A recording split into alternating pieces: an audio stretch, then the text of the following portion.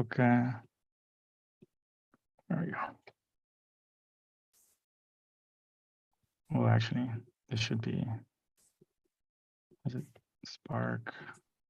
All about Spark.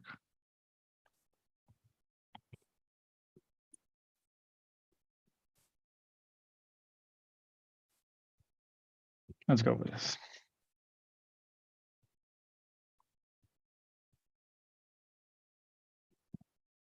Hello, everyone, and welcome to the ETHOnline 2023 Spark Workshop, All Things Spark, SparkLend, Conduits, and sDAI. Joining us today is Tadeo, who will be taking us through this session. And with that, I'll pass it over to Tadeo to get the session started. Thank you, Rory, so much. Hi, everyone. I'm Tadeo, the DevRel for Spark. So today we're going to do a kind of like an extended version of the presentation that came up at the start of the hackathon. By now, you've already been working or producing already something for your project, or you're on your way. So my guess is that you already kind of know where you're situated, and also you might have any doubts. So feel free to type in on the chat and just ask questions. We can make this this workshop a bit more interactive and a bit more specialized to what you need. But if there are no questions or there's no feedback or anything, I'll just go through a very standard approach of the three specific things that we have at Spark. All right, so let me change this title because it's wrong. All things Spark. There we go. Sweet. Okay, now I think I can, yeah. I'm gonna have the screen so I can read the comments from the Zoom call. There we go. Okay, so as you know, we are coming from Spark is coming from Maker. Oh, Mano, what's this?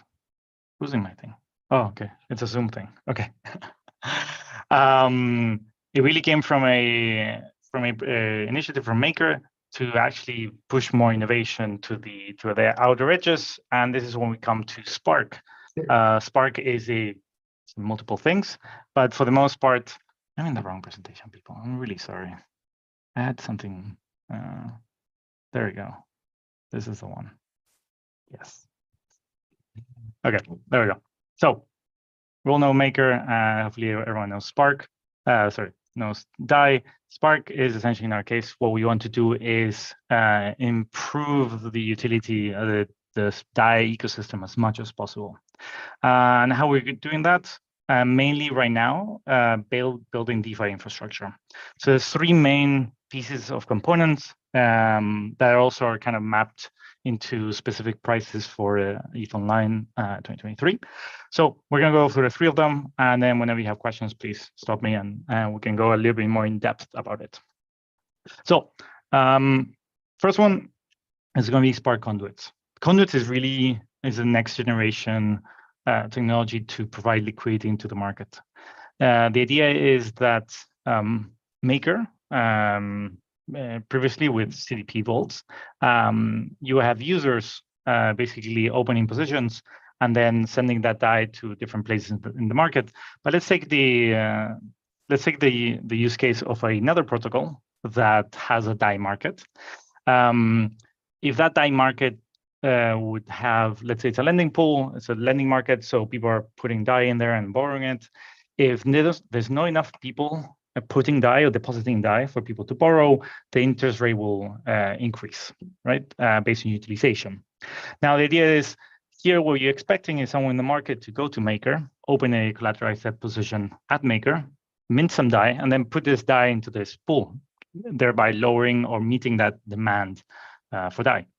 This ends up being not as smooth as you expect. Not, as you know, not everyone's a rational actor, neither do we react very quickly. So a better way to approaching this is having Maker direct that liquidity to that protocol without having intermediaries, basically. So in this case, the way that we envision this, and again, this is not fully live. This will be live next year in probably, hopefully at the start of the year. I would say like Q2. But basically how it would work is Maker will now have these entities called subDAOs. Here we are at SparkDAO. And you would have the voters from that subDAO decide where they're allocating capital. So let's say we decide to allocate capital to SparkLend or an AMM because there's not enough DAI liquidity in the market. So we first have a incentive to provide this liquidity, but the important thing is we have the rails to actually provide this liquidity in an easy way and also very importantly in a secure way. Conduits are really part of a bigger system called the Maker allocation system. I'm not going to go too much in depth into it because it's quite specific to Maker and Maker stakeholders. Really, from a external perspective or protocol perspective, what we really care about is the fact that now you have entities that have the decision-making power to direct liquidity to your protocol. And in doing so, what you need to do is basically build the railways, in this case, the conduits, and then go through a series of assessments to make sure that your protocol is a secure and non-risky place to provide liquidity. So this is kind of like the bigger picture. Let me see. I'm just going to read a little bit on the right-hand side. There's a lot of AI assistance. Okay, so moving on. Second one is SparkLend. So SparkLend is in itself a lending marketplace. You basically have a narrow amount of tokens that you can borrow and lend. It's basically DAI and liquid staking derivatives of ETH. At the moment is Lido's version and also Rocket Pool's version. So this is pretty much a normal lending marketplace, but what's unique about this is really the fact that the DAI market is being supplied directly by Maker through this future conduit. And the borrow rate does not change base utilization. So there could be one person borrowing, and there could be hundreds of people borrowing, and the rate would still the same. And this is because this is a rate defined by Maker governance, and the rate will max can change every 2 weeks.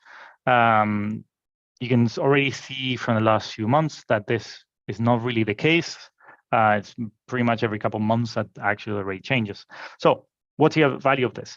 Well, this fact that you have full predictability when you're borrowing. You're not necessarily locking yourself into a fixed term rate loan, but instead you're borrowing from a protocol that will tell you exactly when they will change that rate and at what rate, what the new value of that rate will be. So this means there's no rate spikes, which means there's whatever project you build on top of it won't suffer if there's any funky things happening on the underlying pool. This is currently live now on Ethereum and Gnosis chain, and will soon be in other chains. But as already been speaking with some of you online, you already are deploying some of those contracts yourselves into new chains, which is great. I'm going to solve for some questions. For interacting with the contracts, we have to use the Abaco core library to interact with poll.sol. Yes, I'm pretty sure that's, as far as I know, that's the best way to do it. For the emote, where can I find the ID references or how it works? Arthur, can you clarify ID references? I'm not sure if that's the term that you found in the docs or something else. Basically with emote, so efficiency mode, assets are highly correlated, basically get grouped into these categories, whereby if you activate them, you're only able to interact with those specific tokens within that group. But on the upside, you actually get to do it with way better terms. So for example, if you're doing ETH emote, you can borrow and lend ETH, staked ETH and Rocket ETH with higher LTV values than you would be able to do otherwise. And then Manu asked, conduits are pulling liquidity from SparkDAO or from Maker directly. So it's really from Maker through SparkDAO. So SparkDAO is the, let's say, the arm that makes the, I would say, the capital allocation decision. Because the SparkDAO, and again, the DAO itself is not fully realized. This will be next year. But so let's say in the future, what will happen next year is you'll have SparkDAO and other subDAOs competing against each other, seeing who can do the most effective capital allocation. What does this mean is you're going to get a credit facility from Maker. Let's say it's 10 million. And they say, for every DAI that I lend you through this, I'm going to charge you 5%. So the subDAO itself will have to go ahead and find places where they can provide this liquidity, this DAI, that would actually yield them more than 5%. Because any difference that they get from that spread, is profit for the subDAO. So that's a good thing. As a subDAO, that's your incentive. You want to go and find the best yielding opportunities. So now the question is, why not do something super risky? Well, there's two main things. One is there's rule set in place and this Maker allocation system that we've been talking about here. You can't, the conduit itself, while the subDAO is the one making the decision, it's really Maker overseeing the entire system. So if I really wanted to, I wouldn't be able to push Maker liquidity into something that is deemed extremely risky. And the second point, though, the reason why I wouldn't do it is because the subDAOs will also have their own capital at risk, meaning that not only do they have the possibility of making money, they actually have the possibility of losing money. So that's also why as a subDAO, you wouldn't want to be providing liquidity in the wrong places, let's say. So coming back to SparkLend, I think all questions, there's no questions on SparkLend, okay. Don't think I'm missing anything else specifically for SparkLend. But yeah, if there's anything, please holler at me. This is kind of like an illustration of what we're talking when we say about predictable rates, what we're talking about. Again, there's a lot of cases where if you have a lot of automation, you might not necessarily feel the pain of the spikes in interest rates, but I feel like for most use cases, there's an added advantage to this. Is there a link to the slides? Alex, no, there isn't, but I'll share them in the Discord channel. And Yash asks, how can one start using SparkLend? So on the user side, you can go to the UI. That'll be sparkprotocol.io. Using it, unfortunately, US users and VPN users, for that matter, are blocked. And then from the development perspective, you can access them. We have the GitHub up, and you're able to interact with the contracts and the documentation. Manu asked, is there any advantages for protocols to use conduits over other sources? Yes. Don't really have anything written down for it, but essentially, I think it's the idea that there's no third-party LPs. So basically, you don't necessarily need to run a token incentive program to get people to deposit. You don't have, let's say, the fickleness of market participants either depositing on or worse than rather than depositing, just pulling liquidity out for no good reason. Maybe they find something else outside. It really comes down to, is your protocol providing something of value, and is there like a solid return attached to it? So basically, good quality yield.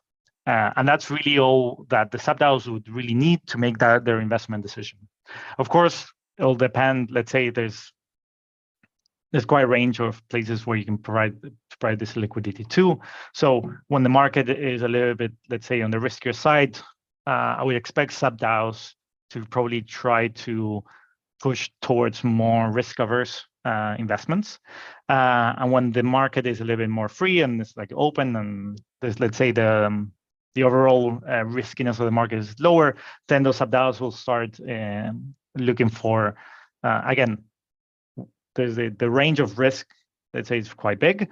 Maker is always very much on the risk-averse side of it, but within that, there's also like a range of movement that the subDAOs will have when it comes to providing liquidity. Alex asks, what use cases, ideas are you most excited to see built? I particularly, the next topic that we'll cover, it's sDAI, the yield-bearing stablecoin. I think there's a lot of things that can be done on UX. Let's say it's a combination, I think, of both automation and account abstraction to make it extremely easy for users to interact with it. We can talk more about it now when I come to the next following slides. George asks, which is the testnet on which SparkLend is deployed? So, very good point, George. SparkLend is currently deployed on Gurley. But we've always had an issue with Gurley. And Gurley, apart from not being well supported nowadays for most protocols, when Maker deployed MCD on Gurley, they made it extremely difficult for people to free mint DAI. The idea was that the expectation was that people would just like mint unlimited DAI and then brick the testnet, which was not really the case. So getting real DAI on Gurley is extremely difficult. So it makes testing from either a developer perspective or even user perspective extremely difficult and just annoying. So we are slightly pushing everyone to use fork testnets. We're very big fans of how Tenderly offers it to users. It's free. You can fork mainnet fairly easily. They have there's something new that they develop called DevNets, which gives you like the fork testnets with nice things around it. The configuration file for that, you can actually even already send your own wallet, ETH and DAI for testing, which is quite nice. But any sort of like forking mainnet seems to be the best. Seems what we prefer. Again, the developers in my team are currently doing this for the most part. And so I encourage you to do that. If you need any support, I'm here. I'll get either developers in my team or people at Tenderly to help us use their tooling. And Arthur asks, obviously, when's the polyester? For now, we don't have it planned. Supporting a testnet takes quite a bit of resources from us, and we're an extremely small team. So for the time being, we're not targeting Sepolia. Happy to be proven wrong and tell me if there's a specific reason why we need to have public testnet compared to helping people fork mainnet. But for now, there's no plan for that. Okay, Mike asks, a CKVM NFT project with mint logic that depends on owning an asset on Ethereum or Polygon POS. If you were a hacker participating in ETHOnline, where would you integrate Spark here? Oh, NFT project with mint logic depends on owning an asset. I wouldn't, so I don't, on top of my head, I don't necessarily think there would be a good fit for either Conduits, SparkLend, or sDAI, to be honest. Because I guess that the whole point of that project is more on ownership and cross-chain ownership, let's say, of assets. If there is a specific end goal or use case that maybe has a payment in between, maybe that would make more sense, but happy to talk about it and figure out something that makes sense. Again, just a general reminder when it comes to prices and how we judge, we really do care about the fact we always ask ourselves the question is, would this work if it were some other technology? So particularly with sDAI, because it's a token and tokens are usually pretty easy to integrate into projects. The question with sDAI is, would this project work without sDAI? What's the value that sDAI is bringing to it? Because if it's just like adding it just because, then it doesn't make much sense either for you or for us. Same thing with SparkLend and Conduits, I would say. Arthur, the protocol allows users to set the user email category to any of the email categories. Yes. Configured by the pool configurator. Yes. Given the following conditions, holds true. All borrowed assets of the user are in the chosen category. Yes. Changing email doesn't leave any user Under-collateralized. Where can I find the categories? Good question. Top of my head, I don't know, but I'm going to make a note of that. I'm fairly sure you should be able to query that quite easily. So ETH mode categories. Query. I'll make sure to write that back in the Discord on the partner Spark channel. Peng asks, hi there, what is the relationship between subDAO and SparkDAO? Does each subDAO have different risk preferences, or they're all very risk averse? So depends how you look at it. So yes, I think Maker and all the subDAOs in general will be very risk averse if you compare it to the general market.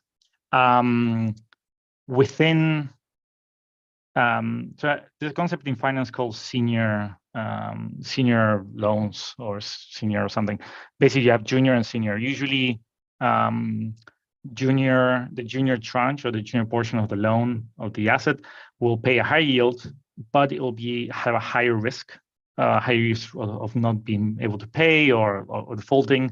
While the senior portion will have a lower yield, so it'll pay less, but basically it's kind of like there's a higher assurance that you're gonna get your money back. If you think about this model, makers usually gravitates towards a senior tranche, and subDAOs will also always do the same thing. And the real reason for this is that while yield is, in a way, yield is not really our objective. The objective is really to grow DAI sustainably. So in order to do so is the very most important thing to do, apart from not becoming unbacked, is really maintaining the peg. So in order to do this, you need to ensure that you're not going to have unexpected losses coming through these investments. So from a risk-averse perspective, it's easier to not to like forego yield, saying, I'm okay, I don't need that 20% return that you're offering me, but I would rather have this assurance of knowing that this investment that I'm making, at least I'll be able to recover all my money back.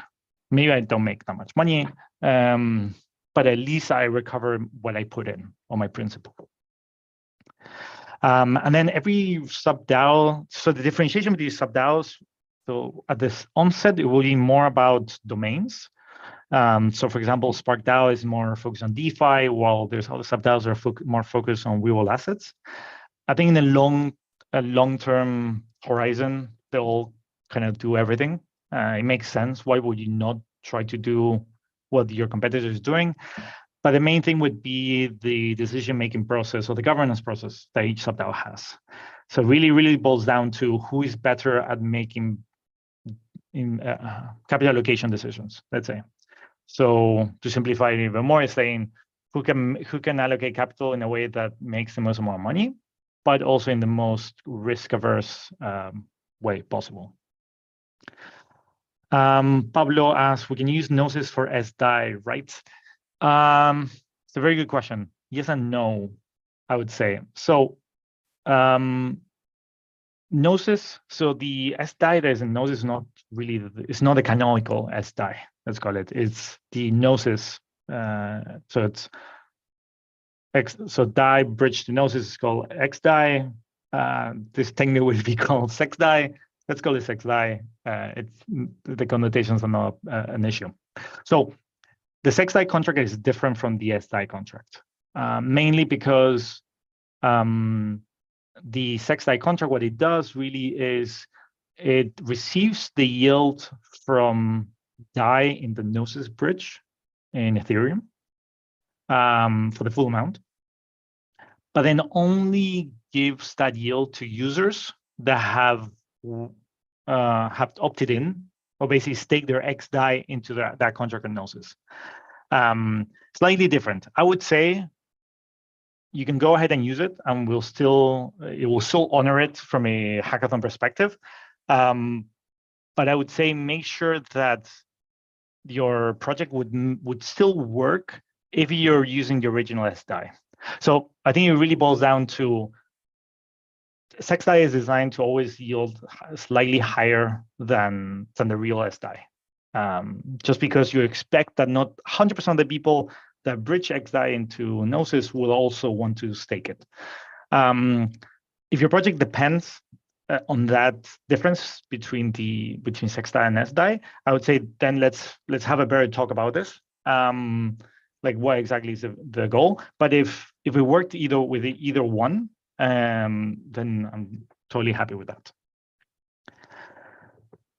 Manu asks, we're building a product that has lending and borrowing aspects to it. How we put sDAI yields bearing capabilities to use? Okay, hold on that thought, Manu, 1 second. There's like 5 autopilots running. Okay, so Rory's telling me that I'm already going over time a little bit. Totally fine. In any case, I can open, hopefully it's not wrong, Rory, but I'll open another Zoom call. I'll put it on the Discord for anyone that wants to continue doing this. So Manu, to your point, there you go. Okay, so with sDAI, the let's say unique thing about sDAI is that we've had tokens giving you a yield before. The big difference here is that what we call the principal, the underlying, what the base token is, it's DAI. So it's a fully stable, it's a stable coin that is fully stable to a specific price index, and that also gives you yield. So it's a very interesting combination where usually tokens that would give you a yield, you wouldn't want, or there wouldn't be a point of you, for example, sending it to a friend of yours. But in this case, it is, because at the end of the day, the biggest use case for stablecoins is payments. So the combination of these two is very interesting. Past hackathon projects, for example, one of them built a lossless, what's it called? Lossless like charity, whereby you would put your DAI into DSR, will create sDAI, will create yield, but that yield will be sent to the charity, and you would get back your principal, your DAI, let's say. So technically you wouldn't lose any money in a way. You have the opportunity cost, let's say, but you didn't have that. Another thing with sDAI, for example, is that for example, you and I have wallets that probably has a little bit of ETH and a little bit of stablecoins and maybe some random tokens there. Usually those tokens, you just kind of keep them. And then you probably get pay for services, pay for conference, or sending money to your friend because of a dinner, back and forth with probably most likely stables and maybe some ETH going around. So the interesting thing is, like, we all essentially end up holding DAI, USDT, USDC on our wallets, but that gives us no yield whatsoever. And from a user perspective, at least if we look at DAI and sDAI, they're pretty much the same token. The risk profile, I would say it's the same, because the DSR contract has been part of the Maker MCD system for a very long time. So there's no much additional risk, let's say. So in that case, the question is, why would you not hold sDAI? And the biggest reason is, it's just they want to, every time I have a bit of DAI, go and do that exchange. Why is this not automated, for example? So things like that to think about. Also with treasuries, the way companies or DAOs pay, there's a lot of interesting things to do with sDAI. Whether you want to pay contributors with sDAI, or you want to make sure that Treasury always keeps sDAI on hand and swaps it in and out with DAI. You have a lot of, there's quite a big design space, I think, for this. But in any case, we can talk more in the Discord chat about it. So going a little bit of time. Rory, I'll finish answering these questions and then we can close this. And then I'll post the new link on the Discord.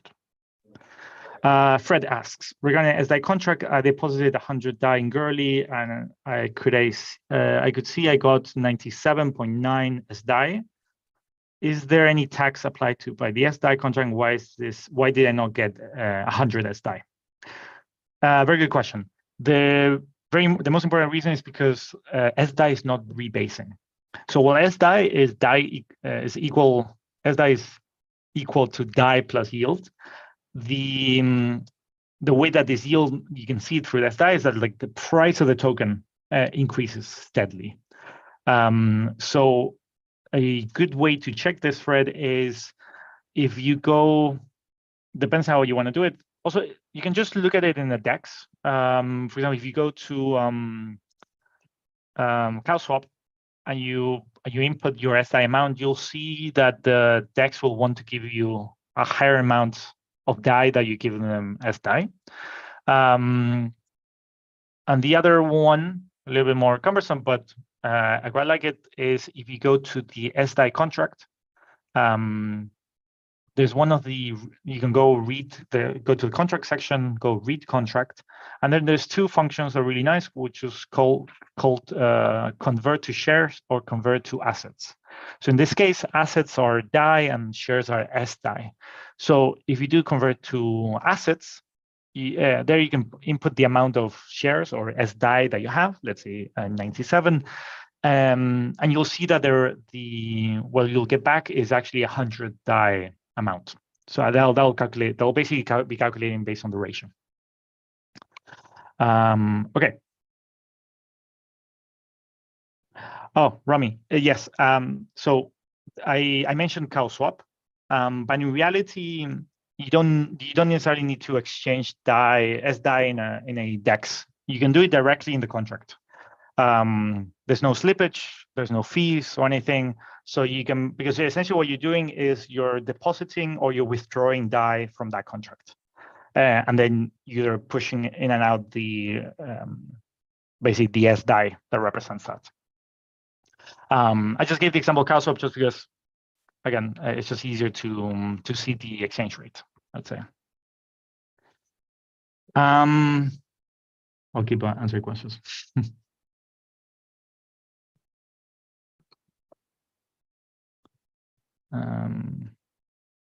Okay, so we are already 6 minutes after the time. I'm going to screenshot the last chats that I have, and then we'll pass it over to the Google Meet. If you actually, I'm gonna open already the meeting here, and I'll send it over.